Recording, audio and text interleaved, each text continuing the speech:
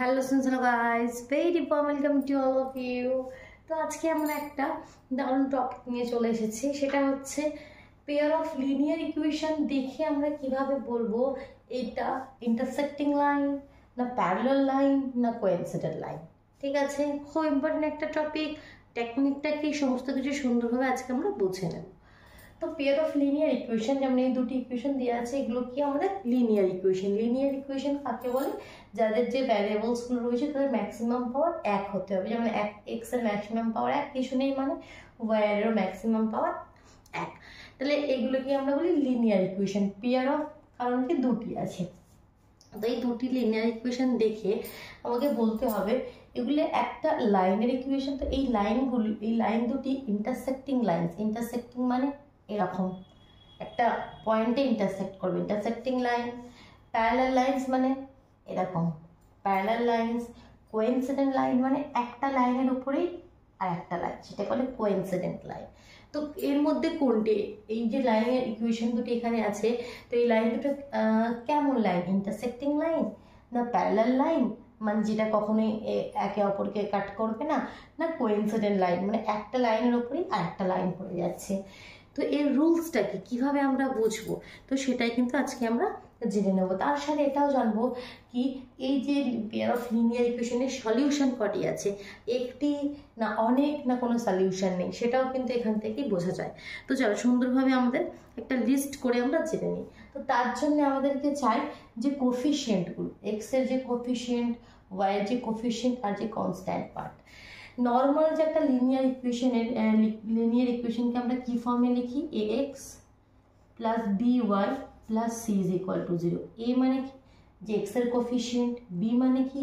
যেটা ওয়াই এর কোফিশিয়েন্ট, আর সি মানে কি? যেটা কনস্ট্যান্ট পার্ট। ঠিক, তো এখানে দুটি আমাদের লিনিয়ার ইকুয়েশন আছে।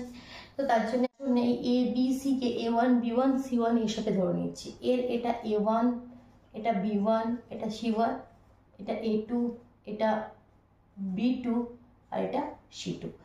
তো এগুলো দিয়ে আমাদের কিন্তু মেন কাজগুলো হবে। তো তার জন্য আমরা কি করতে হবে, এই যে a1 আপন a2 এর ভ্যালু বের করতে হবে। a1 আপন a2, b1 আপন b2 এই যে রেশিওটা এটা বের করতে হবে, আর c1 আপন c2, c1 আপন c2 এই রেশিও, তিনটে রেশিও বের করতে হবে। এই তিনটে রেশিওকে কম্পেয়ার করেই আমরা বলতে পারবো সেটা ইন্টারসেক্টিং লাইন না প্যারালাল লাইন্স না কোইন্সিডেন্ট লাইন। তো দেখো, যদি যদি আমি এখানে এবার ছোট করে এই রুলসটা এখানে একটা বক্স করে লিখছি। ইন্টারসেক্টিং লাইন হলে কি হবে? ইন্টারসেক্টিং লাইন হলে কি বললাম, কি একে অপরকে কাট করবে, তাই তো।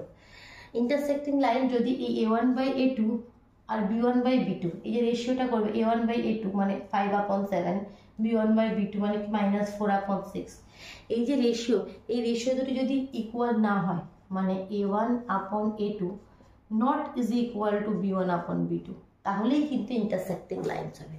যদি সেম না হয় তবেই কিন্তু এরা ইন্টারসেক্টিং লাইন, মানে একটা পয়েন্ট এরা মিট করবে। Clear? Parallel lines, parallel lines হতে গেলে কি হতে হবে? প্যারালাল লাইন্স হতে গেলে আমাদের এখানে একটা বক্স করি। এর কন্ডিশন কি? এর কন্ডিশন হচ্ছে a1/a2 is equal two a1/a2 is equal two b1/b2। a1/a2 এই যে রেশিওটা সেটা b1/b2 রেশিওর সঙ্গে সমান হবে, কিন্তু c1/c2 রেশিওর সঙ্গে সমান হবে না। মানে এটার ভ্যালু যদি 5 হয়, এটার ভ্যালু হয়তো 5 হতে হবে, কিন্তু এটা 5 হলে হবে না।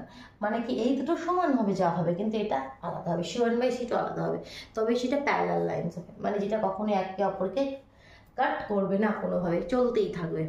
আর কোইন্সিডেন্ট লাইন, এর দেখো ইকুয়েশন এটাই বললাম কি একটা লাইনের উপরই আর একটা লাইন, দ্যাট মিনস তার সমস্ত জিনিস ইকুয়াল হতে হবে।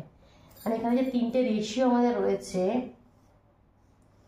এই যে a1/a2 আর b1/b2 আর c1/c2 তিনটেই সমান হবে। a1/a2 is equal two b1/b2 is equal two c1/c2। Clear? এটা হচ্ছে মেন কন্ডিশন, এটা হচ্ছে আমাদের মেন কন্ডিশন। এই তিনটে কন্ডিশন তোমাকে লক্ষ্য রাখতে হবে। একটা কোয়েশ্চেন আমি করে দেখাবো, কন্ডিশন ক্লিয়ার হোক।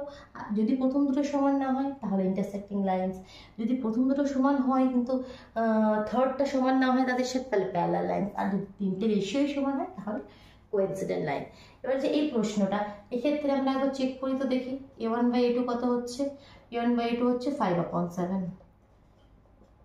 b1/b2 কত হচ্ছে -4/6, একটু কাটলে 2 দুগুণে 4, 3 দুগুণে 6, তাহলে -2/3। আর c1/c2 কত হচ্ছে 8/9।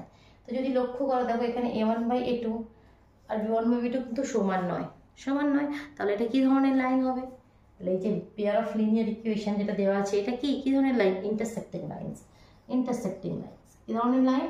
Intersecting lines. ঠিক। এবারে যদি বলা হয় এদের সলিউশন, আমি একটা বলেছিলাম কি এখান থেকেই আমরা বুঝতে পারবো এদের সলিউশন একটি আছে না একের থেকে বেশি আছে না একটিও সলিউশন নাই। তো দেখো যদি ইন্টারসেক্টিং লাইনস হয় তাহলে সলিউশন একটি, অনলি ওয়ান সলিউশন। এই যে একটা পয়েন্টে সলিউশন মানে কি, সমাধান মানে কি, যে পয়েন্টে কাট করেছে, একটা পয়েন্টে কাট করছে মানে মিলিত হচ্ছে, তাহলে এটা কি ইন্টারসেক্টিং লাইনসের সলিউশন কি? Only one solution, only one solution, একটি সলিউশন আছে। প্যারালাল লাইন্স এরা দেখো কখনো একে অপরকে কাট করছেই না, একে অপরের সঙ্গে মিলিত হচ্ছেই না, তাহলে এদের কি? এদের হচ্ছে নো সলিউশন। কোনো এই প্যারালাল লাইন্সের কোনো সলিউশনই নেই, এদের কোনো সলিউশন নেই। আর কোইন্সিডেন্ট লাইন কি দেখো কি বললাম, একটা লাইনের ওপরেই আর একটা লাইন, তাহলে কি প্রতিটা জায়গায় একে অপরের সঙ্গে মিট করছে, তাহলে এটা কি হবে? ইনফাইনাইটলি মেনি সলিউশন, মানে অনেক সলিউশন, অসংখ্য solution. Infinitely many solution,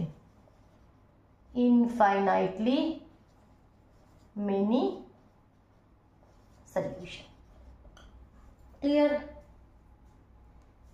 intersecting line হলে একটি মাত্র সমাধান থাকবে, প্যারালাল লাইনস হলে কোনো সমাধান থাকবেই না, আর কোইন্সিডেন্ট লাইনস হলে আমাদের infinitely many solution. Coincident lines infinitely many solution, অসংখ্য সমাধান থাকবে। ঠিক, চলো আর একটা প্রশ্ন নেই, এটা মুছে দিই, বোঝা গেল রুলস, কোনো অসুবিধা নেই। চল একটা প্রশ্ন তোমাদেরকে করে দেখাই, একটি তোমাদের জন্য দেবো। ঠিক, তো নেক্সট যে প্রশ্নটা সেটা হচ্ছে দেখো 9x plus 3y plus 12, 9x plus 3y plus 12 is equal to 0, और 18x plus 6y plus 24, 18x plus 6y plus 24 is equal to 0। ঠিক, এই প্রশ্নটি দেওয়া আছে, তো এটা কি হবে দেখি। তাহলে আমাদের কাজ কি? a1/a2, b1/b2 আর c1/c2 চেক করে। a1/a2 9, নিচে 18, কেটে দাও, 9 কে 9, 9 দুগুণে 18, তাহলে হাফ, কি পেলাম? হাফ। b1/b2 3/6, এটাও কাটছে, 3 1 3, 3 দুগুণে 6, তাহলে এটাও পাচ্ছি হাফ। c1/c2 12/24, তাহলে বাবাকে বল 12 দুগুণে 24, তাহলে এটাও হাফ। দেখো এখানে রেশিও তিনটেই কি সমান, আর সমান মানে কি? Coincident lines. ক্লিয়ার? মানে একের উপরে আর এক, যেখানে ইনফাইনাইটলি মেনি সলিউশন আছে। বোঝা গেল? চলো একটি প্রশ্ন তোমাদের জন্য, তোমরা করে কমেন্ট বক্সে অ্যান্সারটি লিখে জানো। কনসেপ্ট ক্লিয়ার হলো? ভিডিও ভালো লাগলে অবশ্যই লাইক করে দিও, কেমন? না চ্যানেল নতুন হয়ে থাকলে চ্যানেলটি সাবস্ক্রাইব করে বেল আইকনটি প্রেস করে নাও, সমস্ত নোটিফিকেশন কিন্তু সময় মতো পেয়ে যাবে। তবেই দেখো আরেকটি প্রশ্ন, 6x minus 3y plus 10, 6x minus 3y plus 10 is equal to 0, 2x minus y plus 9, 2x minus y plus 9 is equal to 0। এটা তোমাদের জন্য করে দেখো। চলো তাহলে আজকে ওখানটা